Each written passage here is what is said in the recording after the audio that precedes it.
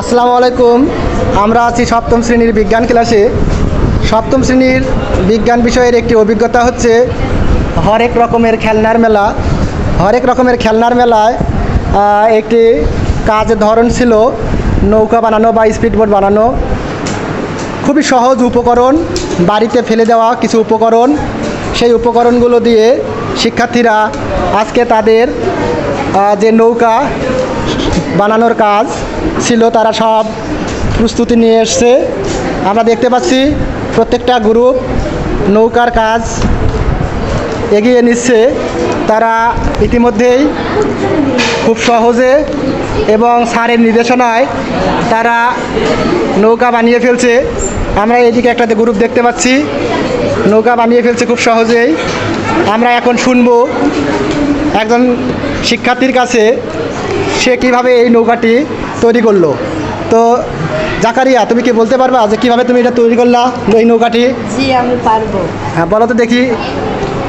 আমাদের বাসায় ফেলে রাখা একটি প্লাস্টিকের বোতল, দুইটা ছোট ছোট পাখি আর কয়েকটা রাবার ব্যাগ আর দুইটা দৈর্ঘ্য প্লাস্টিকের কাগজ, এই উপকরণগুলো দিয়ে আমাদের যে নৌকা বানানো হবে।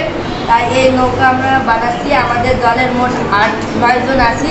তাই এই 9 জন মিলে আমরা এই কাজগুলো করছি। আমাদের কাজ দেখবো আজকে যে আমাদের নৌকা কীরকম হয়। তাই আমরা এই বলে ঠিক আছে, তোমাকে ধন্যবাদ। আমরা আরেকটি গ্রুপকে দেখতে পাচ্ছি, তারাও নৌকা বানিয়ে রেডি হয়ে আছে, কিন্তু আসলে চালানোর মতো পানি আমরা খুঁজে পাচ্ছি না। এটা আমরা পরবর্তীতে দেখব পরীক্ষা করে। আমরা অন্য একটি গ্রুপে আসছি। এই গ্রুপে আমরা দেখতে পাচ্ছি তারা খুব ভালো করে নৌকা তৈরি করতে পেরেছে। আর এবার আমি একজন শিক্ষার্থীর কাছে জানতে চাচ্ছি যে কিভাবে এই নৌকাটা আসলে পানিতে চলবে। আমাদের নৌকা বানানো প্রায় শেষ। তো আমরা এই রাবার ব্যান্ডটা এখানে পেয়েছি যে আমরা প্রথমে এই দুটো চামচ বিপরীত বাহু দিকে নিয়েছি এবং এখানে আমরা পেঁচাচ্ছি। প্রথমে আমাদের এখানে স্থিতিশক্তি জমা হচ্ছে এবং আমরা যে এই রাবার ব্যান্ডটা ছেড়ে দেবো তখনই আমাদের গতিশক্তিতে রূপান্তরিত হচ্ছে এবং স্থিতিশক্তি থেকে গতিশক্তিতে রূপান্তরিত হচ্ছে। এই নৌকাটা সেজন্য গতিশক্তিতে রূপান্তরিত হচ্ছে সেজন্য এটা আমরা বাঁধতে ছেড়ে দিলে এটা সামনের দিকে। খুব সুন্দর করে ব্যাখ্যা করেছে। শক্তির যে সৃষ্টি বা ধ্বংস নেই, শুধু এক রূপ থেকে অন্য রূপে রূপান্তরিত হয়। সেটা সে পরীক্ষার মাধ্যমে দেখালো।